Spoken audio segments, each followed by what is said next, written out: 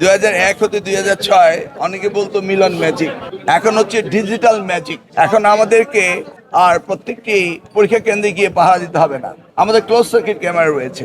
আমাদের টিচাররা আজকে সচেতন, আমাদের অভিভাবকরা সচেতন, প্রশাসন সচেতন রয়েছে এবং পুলিশ বিভাগ তারা বডি ক্যাম ব্যবহার করছে। সব মিলিয়ে আমাদের শিক্ষার্থীরা সচেতন, তারা পরীক্ষায় কোনো আনফেয়ার মিন্স করে না। তারা এখন লেখাপড়া করছে, এখন লেখাপড়া করবে।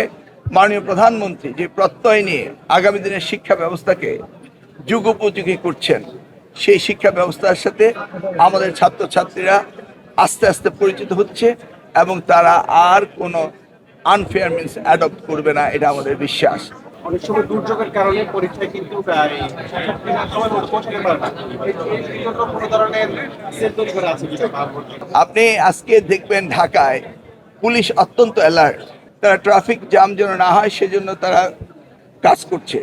অপরদিকে দুর্যোগ ব্যবস্থাপনার জন্য আমাদের নির্দেশ রয়েছে, সেই এলাকায় যেখানে ঘটতে পারে সেখানে তাৎক্ষণিকভাবে সিদ্ধান্ত নেওয়ার জন্য কি কি ব্যবস্থা নেওয়া যেতে পারে সেই ব্যাপারে ইনস্ট্রাকশন দেওয়া হচ্ছে এবং সকলেই প্রস্তুত আমরা সুন্দর একটি পরীক্ষা নেওয়ার জন্য।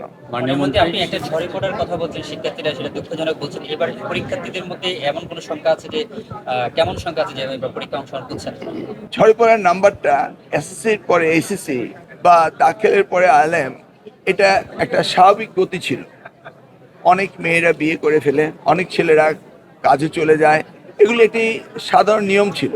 কিন্তু এবার এটার রেটটা অনেক বেশি বেড়ে গিয়েছে, কারণ শিক্ষার্থীরা বুঝতে পেরেছে যে লেখাপড়া করতেই হবে পরীক্ষা দিতে হলে।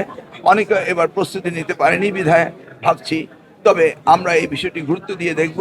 ক্লাসরুম এডুকেশন, টিচার্স ট্রেনিং প্রোগ্রামগুলো আমরা বাড়িয়ে দেব, সিলেবাস কারিকুলাম এবং সময় সব কিছু আমরা সুন্দরভাবে সাজিয়ে যেন আগামী দিনে এই ড্রপ আউট না হয়।